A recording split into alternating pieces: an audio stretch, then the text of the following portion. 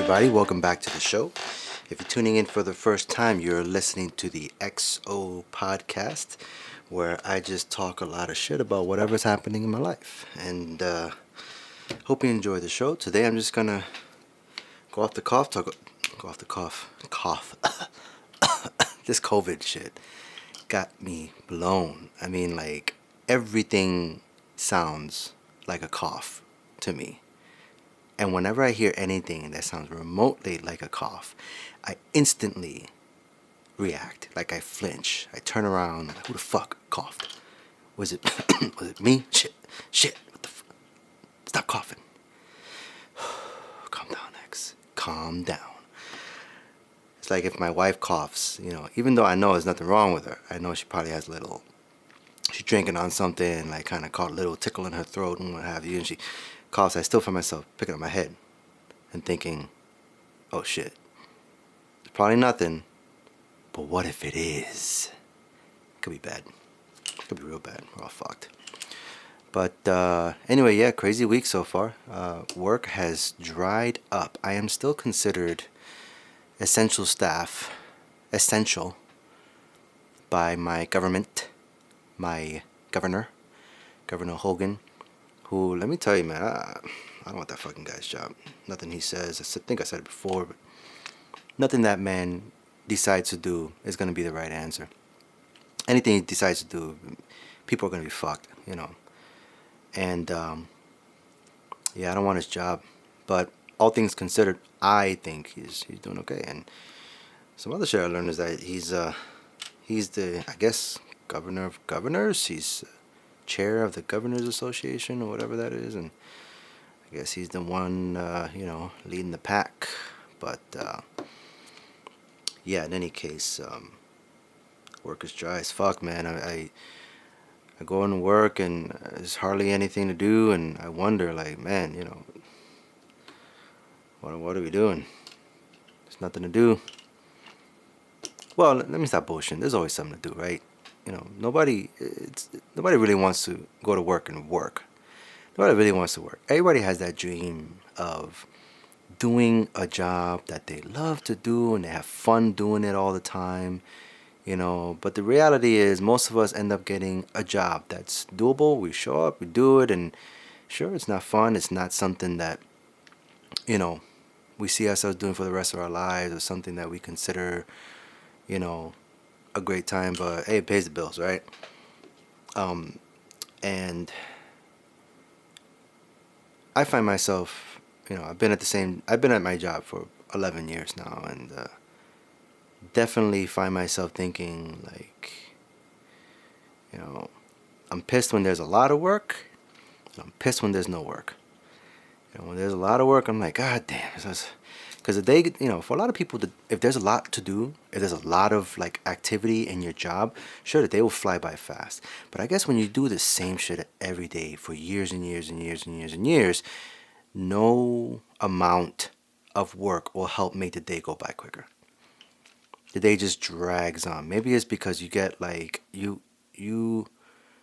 become like a drone, if you will. I go to work, I do the same thing every day to the point where I'm checked out from the time I show up. Like, my mind is not even there except for casual conversation about this and that with the coworkers, with the fam. And I say the fam because, shit, you go to work, you're in an office all day for, 40 hours a week with the same people every single day, you're spending more time with them than your own family. Well, then I guess that's your second family, especially if you like them. Right? If you like your coworkers, you think they're cool, funny, approachable, people you can fuck with after work, go to the happy hours and go to birthdays and weddings and shit like that, they're your family. And, I go to work and I just drone along. When it comes to doing my actual work, everything is like I'm on autopilot. I'm not even thinking about what I do. I just do it, and then the whole day is just like a big drag because it's so boring. rewarding, but boring rewarding, if that makes sense. I go and I do my job and I know, yeah, I help people, sure. That's great, that's rewarding. But the process of doing it was uber boring. And sometimes you find yourself wanting some excitement. But then when there's nothing to do, it's like, oh, fuck me, man. This fucking blows. Drinking some water. Gotta stay hydrated. Because, man, oh, man, if you don't hydrate, that shit'll mess with you, man. Mess with your focus. Dry up your kidneys. Gotta hydrate. Tell my patients that all the time. My patients like I'm a fucking doctor or something, right? I tell patients I come in contact with all the time, like, gotta hydrate. Guys, you gotta drink 2 to 3 liters of water a day. Keep yourself well hydrated. And if you're an older person, 50 and over, pee every 2 hours. Not every 2 hours, but pee often. Drink a lot, pee up. Drink a lot of water and pee often. To kind of keep your system right, in check. Keep your system's muscle memory in check, so you don't have any problems down the line. But yeah, work is boring. Now with this whole coronavirus crap, I mean, man, oh man, they're not even doing. We're not doing face-to-face visits anymore, and work is now scarce. Of course you do your paperwork, you stock and do whatever you can. Fucking find yourself mopping floors and wiping surfaces. You feel like a bartender after a while. Like bartenders, if you ever go to the bartender, like, you're probably gonna think I'm a fucking weirdo, but like, I've been to bars during the day in the South Bronx a few times. There's this place called the Archway between Burnside and Fordham. Is it Burnside and Fordham? Yeah, I think it's Burnside and Fordham in the South Bronx. A place called the Archway. It's like this, happening club that was always fucking packed in there. And I went in there a few times as a kid, with my sisters. Every time my sisters needed to go, see some friends that are working there during the day. They're getting the place ready, like the bar is ready and what have you. And the bartenders, you can only prep so much, and after a while, like, okay, I'm ready, but I still have like fucking 6 hours before, like, all the party goers show up, all the club goers show up, and they're just there wiping the same counter surfaces for hours. They're just there, just wiping shit, just constantly just wiping the same shit. Like, bro, you cleaned that table 50 times since I've been here in the past half an hour, waiting for my sister to, quit her chit-chatting with her friends getting ready for work and what have you. And, I feel like that when I'm at work, wiping down the same shit, wiping down handles and shit. And after all, that gets boring. Then you just kind of like just waiting for the day to end, waiting for some kind of, I don't know, something to happen. Okay, my leadership upstairs, I know they're pulling their hair out. That's gotta suck too, You got this big organization, that had to lay off a bunch of people, unfortunately, and it is what it is, man. That's how the cookie crumbles.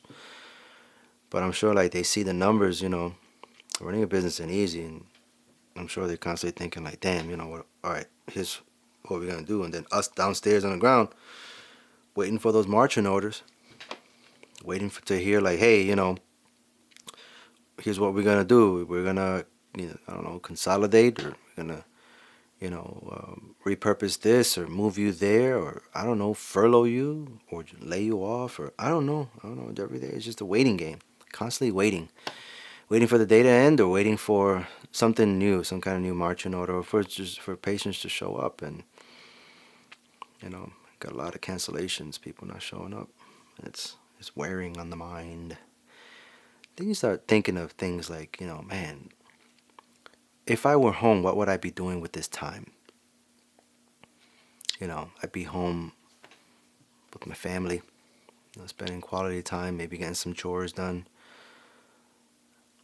And then I also think, like, what would I be doing if I were home? Once all the chores were done and clear, what could I be doing in this place? Like, what could I be doing constructive?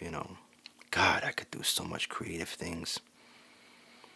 I could do, I could probably shoot a whole short film in my basement. Maybe a horror, like a thriller type thing. Like I'm trapped in the basement,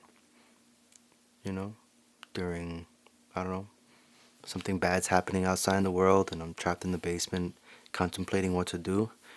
Got my food rations. Food's running out. Getting desperate. Maybe lop off my arm, have that for dinner. I don't know. Desperate times call for desperate measures. But anyway, enough with the silly talk. So I was thinking this week about also, speaking of business, I was thinking of how many people in this country, I can only speak for America, because I know like a lot of the countries have their shit together, in a lot of different ways. I was thinking like, man, how many people, a lot of people got laid off, a lot of people still have their job, God bless, I was thinking like, how many companies just went under in a flash, in an instant, just went under.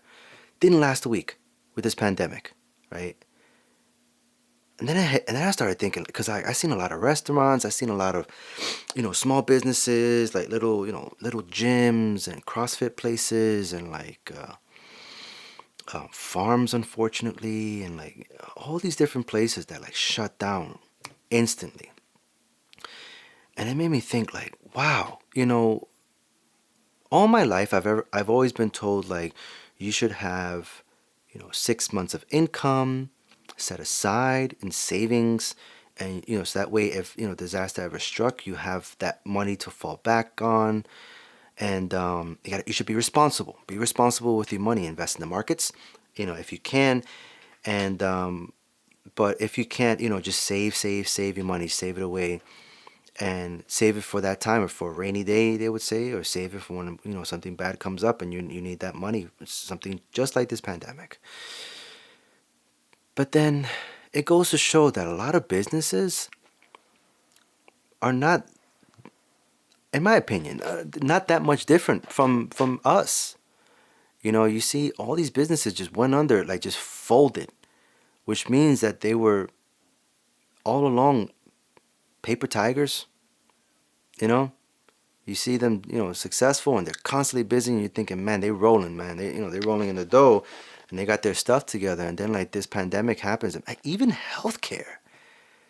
I always thought healthcare would be bulletproof no matter what happens, that people are always going to need doctors. Now I'm seeing doctors getting laid off, getting furloughed. Like, yeah, Dr. So-and-so, you're out of here. We can't pay you. Go home. We're shutting down your office. We're shutting down your surgical center. We're laying you off and your staff.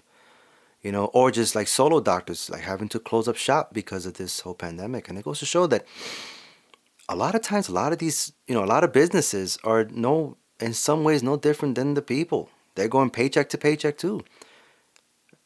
And you're seeing it with this pandemic. Like in a matter of just a week, so many went under because they had nothing in savings. They had nothing set aside. So they're no different from us. So now I'm thinking, man, all these same people, all these big, these business guys that do all these TED Talks, and they do all these, things about how to like get out of debt and how to like financially prepare and be financially sound, and these motivational speakers talking about prosperity, or even prosperity preachers and stuff like that. And like at some point they start talking about you need to save money just in case bad things happen, and you need to put everything, put your money away, at least 6 months of income. But they don't practice what they preach. None of them, And I get it. The bigger the company, the more losses like this can mean. But I mean, it's like, if these massive companies can do it, with these, super successful CEOs that get invited on all these shows all the time because like, wow, you're so rich and your company's so successful that we want to hear everything you have to say. Anything you have to say will be considered wisdom, because by default, because you're rich, because your business is successful, you matter more. What you say is gospel. And it turns out it's all bullshit. It's all bullshit. They don't practice what they preach. You know? Because if every, business did the same thing that people tell us to do, a lot of people would still be holding on to their jobs, and then these businesses would be tapping into their reserves. But it goes to show that we're all the same, man. We're all the same. Saving money is hard. I mean, Jesus, if businesses prove that they couldn't do it, that they don't do it, and don't get me wrong, I'm not naive, I'm not stupid. I know that, a lot of them don't do it because of, there's, a number of reasons. I'm sure that, when you have a business where you're beholden to shareholders, saving money away is not always an option. Sometimes if things are really good, you got to make sure that, shareholders come first. And I find that gross and problematic, but it is what it is. But in any case, I mean, let this pandemic be just proof that nobody's immune from being forced to live paycheck to paycheck, even businesses, big and small. So I hope that this changes the narrative of, what's realistic and what's not. And not only in this country, just, across the world. Across the world. And it's also interesting how, this pandemic has just shown how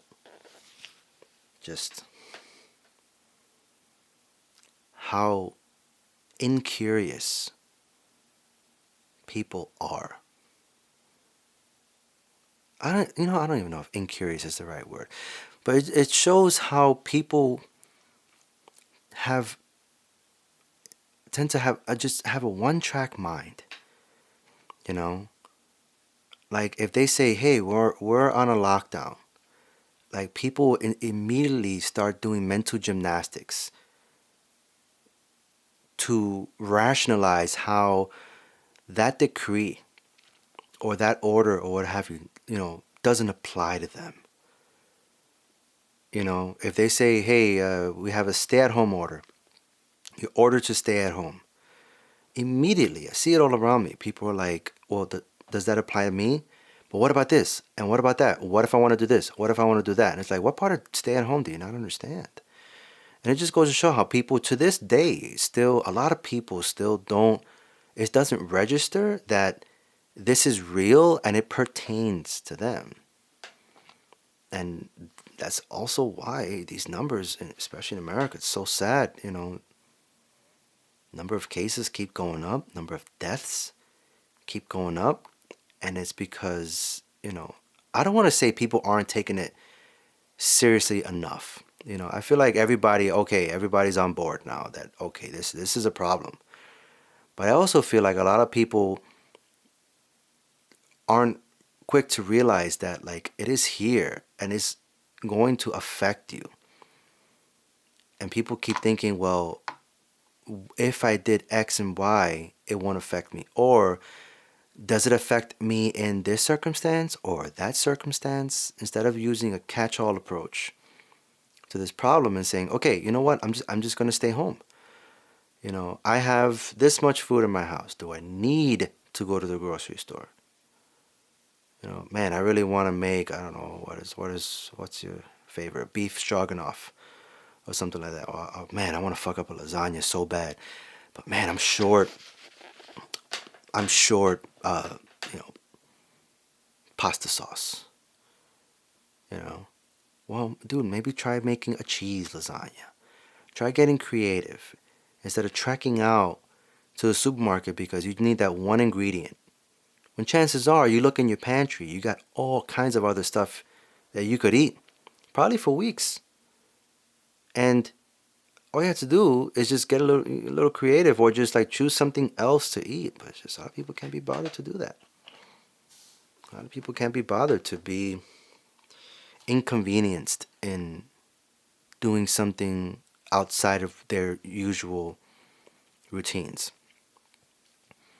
And as I said before in the last podcast, that's we're just conditioned to be like that. We're conditioned to think, to put ourselves before anybody. Even people who say that like they're all about their fellow man, we're seeing that's not the case so much as we would like it to be. And God bless all those nurses, and God bless. I say God bless is ironic because I'm agnostic, but peace to all those nurses, and peace to all those doctors, and all those essential staff. Peace to all those, supermarket workers and delivery people. Man, those are all the real MVPs. They're talking about, people sweat sports so much. And, this multi-billion-dollar industry, and like people just act like there's no living without it. Where now we're all seeing right before our eyes who the real MVPs are. And those are those people working those minimum wage jobs, those shit paying jobs, that keep our lives as convenient as we like it to be. And it's something, like those are normally the people, those wage workers are normally the people that get shit on the most, And we just don't realize until it takes a pandemic to realize, like, man, those people are so important to society. Like, I can't imagine a society without them, and I don't wanna think of a world without them. So, peace to all of those people, and I heard some news. I don't know how true it is, but I heard some news that Trump is considering hazard pay for those folks, and to which I say, fuck yeah. Fuck yeah. Those people need hazard pay. Those people all need to be paid, for those nurses and doctors and staffers, people, warehouse workers, those trash, collectors. Like, man, not only pay them more, but get them protection, man. Like those trash workers, they don't know what the hell they're coming in contact with. And the hospital workers, like, golly, I mean, I can't believe that once upon a time we were cranking out, in World War II, we were cranking out one B-52 bomber an hour, a Sherman tank every half an hour. But we can't make masks to meet this demand, this unprecedented demand. And it's disappointing, man. It's disappointing. And it's like, as a society, we're trained to always look up to those big companies and say, hey, we're waiting for them to be charitable. Bill Gates puts out, donates millions to whatever cause, and he makes headlines, he makes the news. Bezos does right by his, company, does right by his workers in something basic, and he makes headlines, Oh, applaud the man that's, oh, is he not merciful? And anyway, that's some shit. Raising kids is a motherfucker, ain't it? I have a little girl. She's from a previous marriage, my little baby girl. And she's chilling right now. She's with her mom. Safe and sound. And it's kind of a mixed bag for her. She can't go outside and stuff like that, but she's, making the most of it, doing her schooling at home and whatnot. My little boy, let me tell you what, that little fucking kid, he just turned 2. And he just doesn't want to sleep at night. This fucking kid. I mean, it's just, I don't understand how, like, you spend the whole day entertaining him, activities, playtime, galore, and, then it comes time for night, and this little motherfucker won't go to sleep. And I feel like, man, that book, Go to F to Sleep, narrated by Samuel L. Jackson, rings loud and clear in my head. Please, go the fuck to sleep. Tonight, this kid just won't sleep. It's like 9:45. I'm like, holy shit, he's still up. What's going on? Maybe it's a growth spurt. People say terrible twos, to which I say, no, terrible threes. He's, both my kids were pleasant. I feel like at two, but getting into three, boy oh boy, that was tough.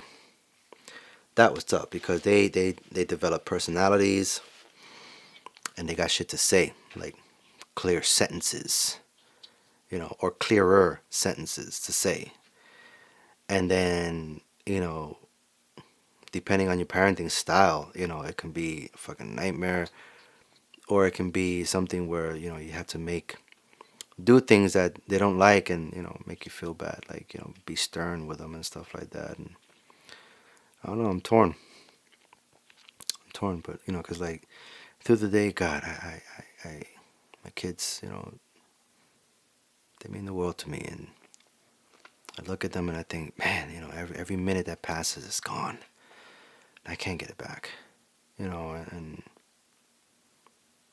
it's something where it's like, do I want every moment that I have with them to be like positive,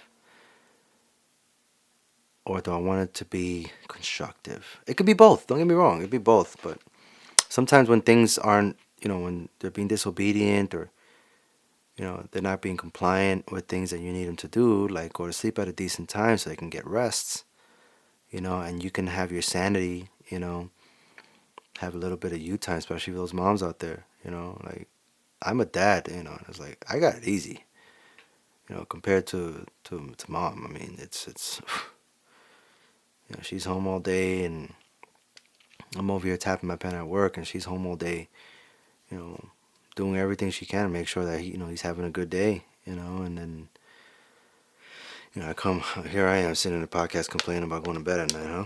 Kind of prick my. In any case, guys, I mean, what's good with circumcision, bro? Yo, bro, I had a patient years ago when I worked in urgent care. I had a patient who was like, I'm hurt, dog. I'm like, okay, what's wrong with you? I was doing like, triage, like, intake and shit. Blood pressure, oh, sore throat, okay, I'll swab you, whatever. You know, backed up earwax, all right, I'll flush it out, whatever. Um, guy comes in and he's like, dude, I have air stuck in my dick and my balls. And I'm like, say what? And he's like, yeah, man. See, what happened was, I had my wife, and we were doing the nasty, and I put it in the pooper, and she went toot toot right on my dick, and it went down the shaft, and I went all the way down my balls. And I'm like, impossible, but okay, I'll fuck with you. All right, fine. Wow. That's crazy, dog. He's like, yeah, man. And it hurt like the dickens. And I couldn't get my dick hard ever since. And I'm like, get the fuck out of here. He's like, yeah, man. Ever since then, this shit happened like a month ago. I cannot get my dick hard. And the air is still trapped in there. I'm like, what the hell? Now, I swear to you, homeboy looked like Cheech Marin from, I don't know what is the name of that movie? With Cheech and Chong. I guess it's called Cheech and Chong. With like the two fucking potheads. And Cheech Marin has like, Scully, he's like, looking all gruff and scruffy, and like he has like a messy mustache and like long messy hair protruding out of the skull cap. That's how this motherfucker looked. And I'm like, bro, first of all, you look like you just need a shower, bro. You look like shit, man. Like you need to do something with yourself. And it's crazy because like he came back a couple times. And I don't know like what ended up happening to him as far as that was concerned. But like he came back a couple of times, and each time he would still be talking about like, yo man, yeah, it's still stuck in there, man. And he's Latino, he's my people, and he's like, yeah man, it's stuck in there, man. I don't know what to do. I mean, it hurts, and I went to my doctor in my country, and he says to take some of this special supplement, and it'll help me get the air out. And I'm like, bro, ain't no fucking air in your dick, man. Get out of here with that. All right, you had some trauma, and I was all in your head, bro. Get that shit out of your head, your head. But but yeah, he would come back, a couple times or whatever, and then finally he came back. Last time I saw him, he was looking like a hobo again. But like there were a couple times where this motherfucker cleaned the fuck up. Like he went like shaved, and then he would come in with like some dress pants, some leather like these leather cowboy boots, right? And with the belt buckle, with a big ass belt buckle and the cowboy hat, coming here looking like a straight cowboy, bro. The only thing he was missing was the tassels on his sleeves and shit. But like he'll come in and be like, yo, who the fuck is this dude? Yo, what the hell? He come in here looking like fresh as fuck, looking like a straight cowboy coming out of Vegas or some shit like that, right? But then now, the following visit, he'll be looking like a hobo again. I'm like, maybe he's bipolar. I don't know. I mean, maybe because like this motherfucker got issues talking about homegirl farted on my dick, and now I can't get it hard. Now my shit is flat. So I'm like, hey man, now try to give it a little pep talk, slap it around, see if I can get you working, but it don't work. God damn. My shit done died. This bitch killed my dick. I told her, come here, girl. I'm going to break you off a piece of my dick. And she said, nah, I'm just going to break your dick. And she did. At least that's what he says she did. I'm like, bro, you got fucking problems, bro. You got ED, man. You got ED. That's what's wrong with you. Your dick just don't work. And that's normal, man. You like 55 and shit, bro. Get out of here with that. But, yeah, man. I mean, those were the days, man. When I worked in urgent care, seen some wild shit in there, man. I remember there was this girl. It was a Sunday night, right? We just got over flu season. Like flu season, we just got over that, and like it got a lot less busy and shit, right? When it was real busy, they'll put me in like the busiest offices, and because it's like an urgent care setting is different. It's like you hustle different, and like the night flies by because you're constantly seeing different shit, and just like go, go, go, go, go. Well, one night, it was a Sunday night, quiet night. Like we barely saw anybody or whatever, and it was like approaching midnight, open till midnight, and we getting ready to close. But then we had like a couple of last minute stragglers come in, talking about, oh yeah, I got a fever. This was years ago. This was like 8 years ago, I think more, 8, 9 years ago. And this one girl came in. She was, I think, 20. No, she was like 19. Young girl, very attractive girl. A Brazilian girl. I mean, need I say more? She was, beautiful girl. She came in and, she had nausea, vomiting. And they were getting ready to go back. She came to the States with her sponsor, if you will. A lady who's like a business lady that would come to DC for business and do work and what have you. And her family lived in Brazil. And she was an au pair for the family. Like she'd look after the kids while, the mom would go and do business and what have you. And she came to the States this time around because the mom wanted to show her the U.S., show her DC, whatever, the monuments, whatever. So, while she's here, she gets sick. She starts like nausea, vomit, just throwing up or whatever. And she looks like death, right?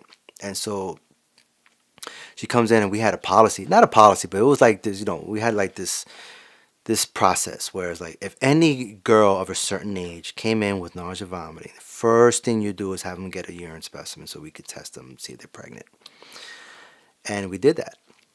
And of course we ran a bunch of other tests, flu tests, strep tests, and we did a blood count and all that stuff. And pregnancy test came back positive. Okay. Interesting. Okay. So the doctor says, okay, I need you to do that 2 more times. I want 3 positive tests before I tell this girl she's pregnant. Right? Okay. So we do the test 2 more times.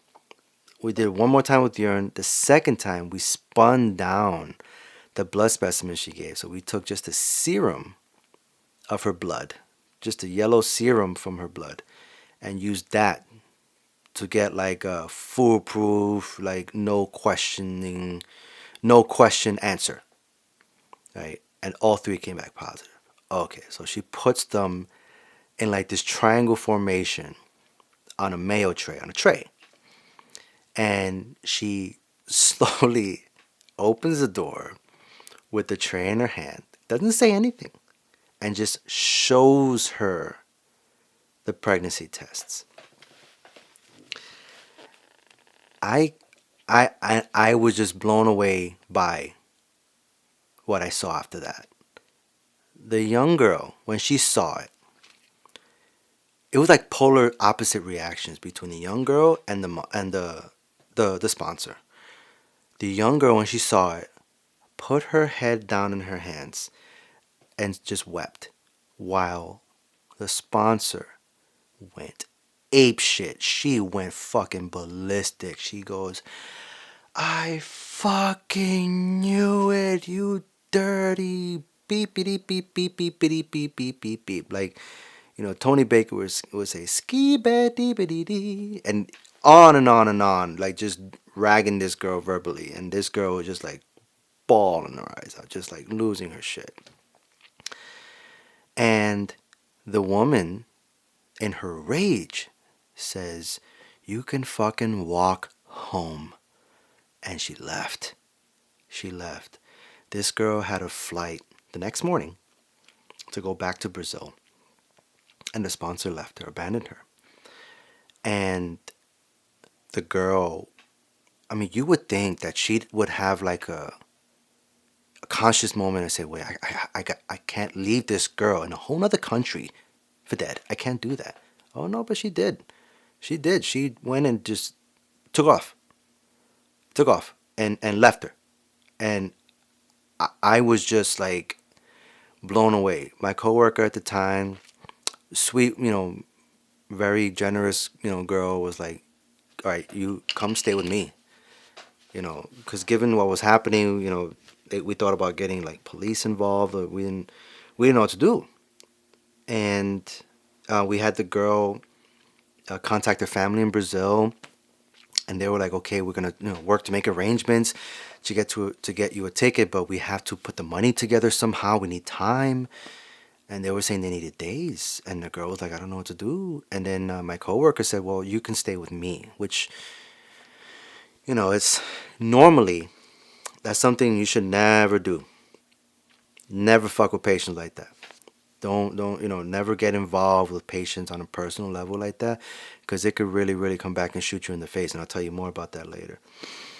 And another rule is don't fuck the patients. Don't fuck the patients, because that will fuck you. Like that will be that's you're just looking for disaster. You fuck patients. It can be so bad, dude. Like, so many instances where I've seen doctors, nurses, techs, even me to a degree. I'll tell you about that later. I mean, like, do not have sex with patients. Do not get romantically involved with patients, because you're asking for freaking disaster. But in this case, with this extreme circumstance, I totally got it. I was thinking like I was single at the time and living alone, and I was like, by default, I can't break that rule of not of like, don't get involved with patients personally in any way, because then a lot of times patients will take advantage. If you say, "Hey, here's Mr. or Mrs. So and so, here's my personal cell phone. If you need anything, if you need my help, just give me a call. I'll help you out," because they will abuse it. They will take it for granted. They will abuse it, and they will be all over you all the time, looking for handouts, looking for you to just do things so they can get around the system and like not have to, can you get me into this? Can you just get me that so I don't have to come and see the doctor? I don't have to do this and this. Disaster. Don't do it. And so I thought the same thing with the girl. I was like, I don't want, I just don't feel like it's appropriate for me to extend myself in that way. But then the girl did, and I felt like shit after. I was like, damn, I'm kind of a dick, because these are extreme circumstances. I should have said something like, "Hey, can I offer to, I don't know, put you in a hotel or something, put you somewhere cheap, where I can, something." And but anyway, she took the girl in, and I think she stayed with her about a week, and then they got her a flight to back to Brazil, and she went home. But she said after the fact, because I saw the girl, my coworker, again the following week, the following Sunday, and she had told her that she didn't think she could get pregnant doing the things that they did, and didn't say anything else. She just left everything else to the imagination. And I'm like, what the fuck were they doing where she thought they couldn't get pregnant? Because she did say that there was no vaginal penetration, but she didn't think she can get pregnant doing what they did. I'm like, what the fuck was he doing? Like, you know what I'm saying? Like, I don't know. But that was a crazy experience that I saw. Like, crazy and sad and just bad all around. Like, she's getting mad at the girl, but it's like, honey, your husband's over there dunking the nugget. He's over here, dipping his chicken wing in the sauce. He's getting in them guts. Takes two to tango, baby. In any case, there was that. And like another coworker of mine, homegirl, she went in. All she did, I don't know if she gave her phone number or she gave her she gave her Instagram handle. Even that was enough to be a disaster. She gave her Instagram handle, and this girl, who was the daughter of a patient, constantly blowing up her inbox, her DMs, saying, can you get my mom this medication? Can you get her antibiotics? Can you get them to write this for her? Can you get them to do that for her? Looking for all these favors and all these handouts, things that we can get in trouble for. Don't fucking ask us. If we give you our phone number, don't ask us to do shit that requires a goddamn appointment or visit to see the actual doctor, because we can get fucking fired for that shit. Like, no. If we extend ourselves like that, we're not immediately your friends. We just give a fuck about you. Don't be freaking selfish and like do shit to get us fucking fired. There's that. And even like reps, man. Like sometimes some like company reps, you give them your personal cell phone number, and then they just start like, people just got no chill, man. People's got no chill. I'll tell you about a time that I got involved with a patient. This was years ago. Years and years ago. I was still living in New York. It was this Dominican girl. Man, she was so thick. This girl was like, she would come in. I worked in like a family health clinic. And she would come in and, for routine yearly visits, like come and get checked out just yearly. She was really good about that, cared about her health and shit like that. And I remember seeing her and thinking like, oh my God, she's gorgeous. Oh my God. So anyway, I forget how I even managed to like get to talk to her. I think I just waited. Because she would only come like once, I think it was once every 6 months or a few months or whatever. Like, because I think she was like on some like maintenance drugs for some shit. I forget what the fuck it was. I think she had like some kind of like hereditary autoimmune something. I don't know. She had to come in and get checked every once in a while. And anyway, she came in. I shot my shots, and she was like, "Ah, yeah, here's my number." Cool. Okay. And long story short, we get to dating, and that was a bad idea. That was a real fucking bad idea, because this girl, just culturally, we were super incompatible. Like she was Dominican, and she had a lot of male friends. Which is fine. I don't feel any type of threatened with any kind of thing like that. But then I go to like a house party. He's like, yo, come to the house party. I want you to meet all my friends. I want to introduce you as my boyfriend. All right, yeah, cool. That's all right. That's cool. I go over there, and it's a fucking sausage fest. It's like a sausage party. She's like the only girl there. It's like 20 different dudes. Okay, whatever. And we there, and she's in, she's looking flying, like, tight jeans, like capris and heels and all that. She's looking cute and whatever. And I swear to God, somebody was patching her ass every 20 seconds. Like, these guys would greet her and squeeze her butt. Or guys would walk by and slap her butt. Everybody had their hands on her butt. And I'm like, what is this? Like, this is weird. Okay, right?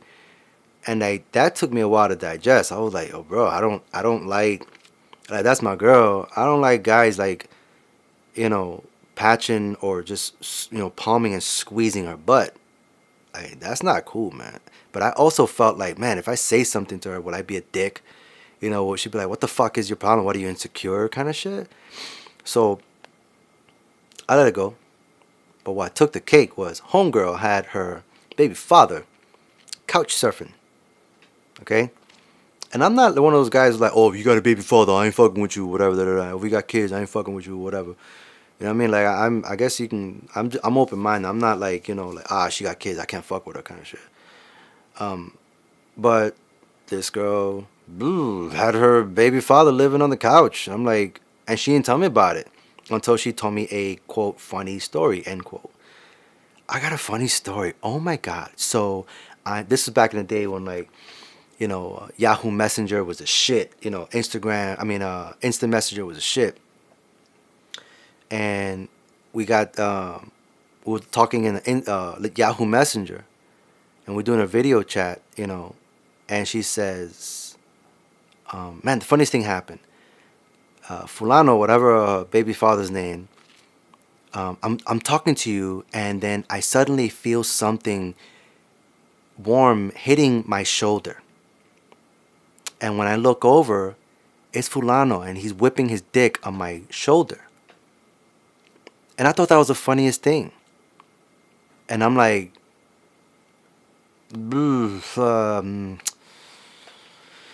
yeah, listen, I think we ought to talk. I think I need to get something off my chest. Yeah, I can't do this. This is over, so have a nice life. I broke up with her. I was like, I can't, like, that. I don't know. I don't think that makes me a dick, but that wasn't okay with me. I was like, I can't, like, nah, bro. Like, you got your baby father on the couch, and he's free to just walk in your room, whip out his dick, and slap it on your arm. And then the weirder thing, at least for me, right? I don't know what their culture's like. I don't know. Like, I feel like Dominicans are like, they my people. They cool as fuck, like, especially like the old guard. Like, those people are the sweetest fucking people you'll come across, bro. Sweet, humble, giving people. The older generation of Dominicans is like, those people are like super sweet people. Younger generations, from my experience, can, they're very, very, very different. Very different. But like, I just remember growing up in the Bronx, like, those old school Dominicans, like, God, you walk in a restaurant, they treat you like family, bro. Like, they super, super sweet people, man. Giving, generous people. And I just don't know. Maybe it's just her, or maybe it's just something cultural. I didn't want to like judge in that sense. I just knew that wasn't compatible with me. So I broke it off. And man, oh man, that shit come back to bite me in the ass after that. Because then this girl was all up on my shit, can I, asking me for like wild shit, like, can you give me a depot shot? And can you give me, like, I'm like, what the fuck? What? Can you come to my house and draw my blood? And, so I don't have to go to the doctor. And like, even after I broke up with her and shit, it's like, yo, what the fuck is wrong with people? Don't fuck the patients, guys. Oh, by the way, I never had sex with that girl. We were just strictly like dating and talking. I don't know, because like, call me old school, man. I ain't just gonna put my dick in anybody just like that, bro. I mean, it's like, I need to know you a little bit. I gotta take you out to go eat a sandwich. You know what I mean? I need to know that like you ain't like, you know what I mean? I need to like, I can't just like whip my dick out and like fucking. I don't understand dudes that be fucking prostitutes, bro. Like, dudes be going in. Like, I be driving by liquor stores, and I be seeing hella dudes out there and like hawking these prostitutes across the street. Or like, I go up and down Route 1, I see like prostitutes, whatever. I'm like, you know what? Get yours. You know what I mean? Like, it's a living. You working, you doing your thing. Get yours. Whatever. I ain't got no judgment. But it's like, I can't like go up to a girl and be like, hey, here's $40, suck my dick, and then I just whip on my dick, get hard, and whatever. You know what I mean? Like, that's just me. I can't do that. And so, I gotta like get to know you a little bit. You know what I mean? Like, maybe fuck it, go get some like hot chocolate or something, or I don't know. I'm not into like bar life or anything like that. Or like, but like, fuck it, let's go get a beer or something. But like, nothing hard, cause I ain't trying to get you drunk or nothing like that. You know what I mean? And it's like, so no, I didn't. I went on a couple dates with this girl, and we talked a lot. She was great chat. She was a great fucking chat. We'll talk for hours and hours and hours. But just in her mind, she was okay with things that I wasn't okay with, but even all that was just erased. It was like, all right, fine, we broke up. I don't care. Can you give me my depot shot? Like, no. And she kept on and on for months, and so yeah, don't fuck patience, man. Don't fuck your patience. I'm in my basement, and when I be down here too long, like my allergies start acting up and shit. My throat gets itchy. So no, I ain't got the Rona. Fuck y'all, I ain't got the Rona, okay?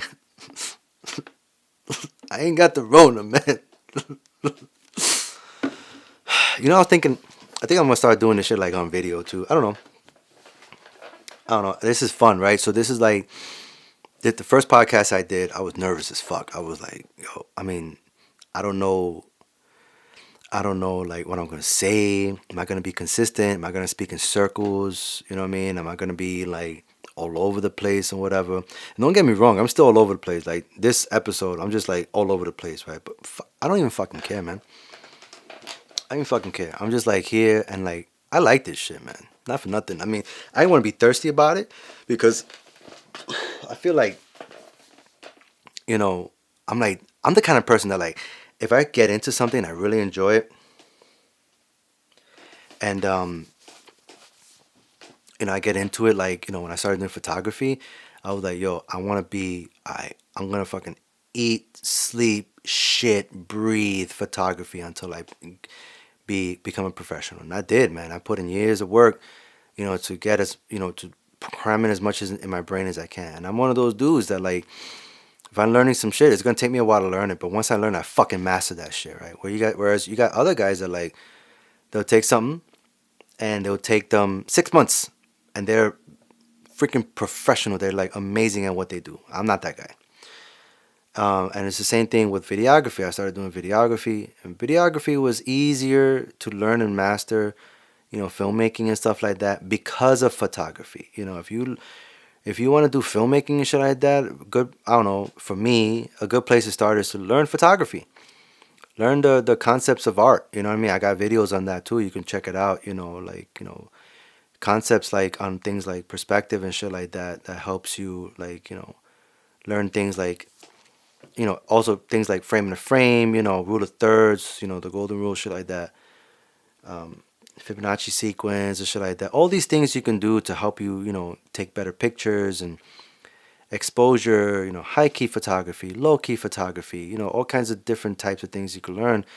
And once you get a broad stroke mastery of photography, videography is just fun.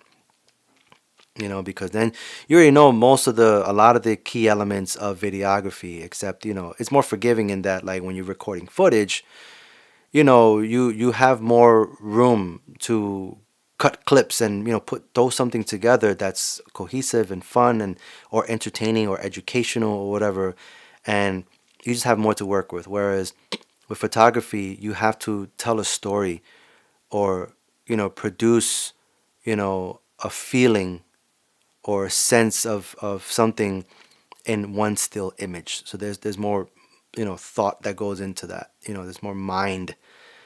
And I don't want to diminish videography or filmmaking at all. There's a lot that goes into that besides just hitting record and, putting a camera in front of something or whatever. There's a lot of shit that goes into that, sound design and, some degree of special effects and, story, and there's got to be purpose with your videos and shit like that. But um, yeah, I mean, my first podcast, I enjoyed it. It was fun, and it was like on my mind after that. And I was thinking like, oh man, I want to talk about this. I want to talk about that. I want to talk about so many things, But I didn't want to be like, I don't want to like start running with it at first, and then like fucking get sick of it after that, and then like shut it down, and just like disappear with it after a while. Cause like I'm like that, man. Like I'll do some shit, and then like I get bored with it, and as soon as I get bored with it, like I stop. I need to cut that shit out too, man. Gotta get my shit together, man. I'm gonna tell you right now, I'm not gonna sit here and try to act like I got all my shit together.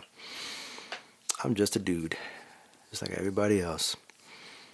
We all got issues. We all have things we need to work on, and all those, self-help people, whatever. Self-help books, let me tell you, I've read a few in my life, and they're all a fucking disaster. They all say something similar, something to the effect of like, you should get up every day at 4 and hit the gym and do this. And all these things that a person who doesn't need to work should do. Meditate, do yoga, and then after that, burn incense, and nap, and this, and that. And I'm like, well, you got a family, dude. That's not happening. Like, give me something real, man. Give me something real, like real life advice, And then, I don't know, maybe I'm already living it, right? Maybe I'm my own self-help. The rest is bullshit.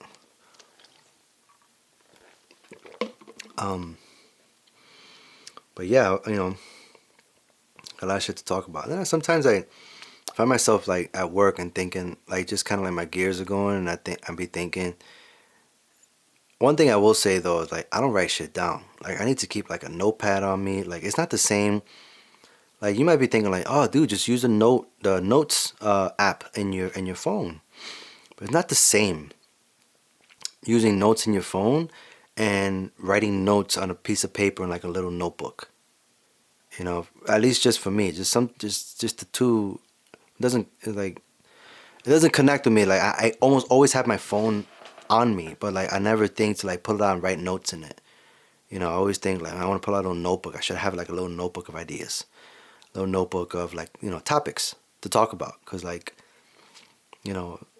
if there's one thing that holds true about Latinos, man, like we like to talk, bro. Like we like to talk a lot. I can talk on and on.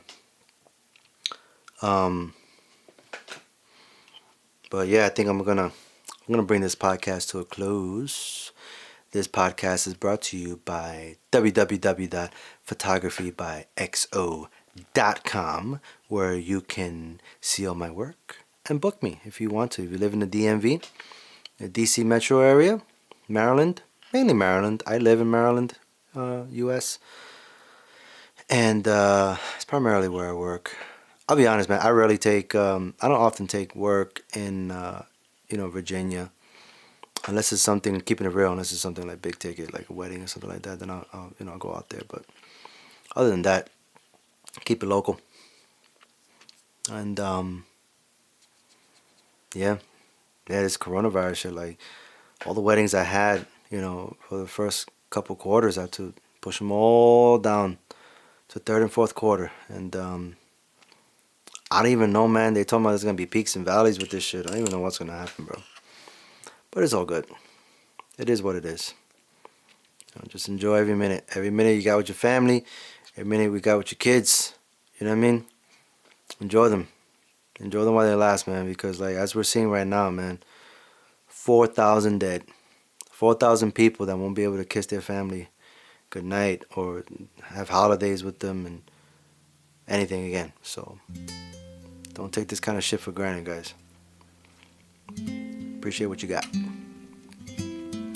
And with that, as they say, how did I used to say? And that, as they say, is that.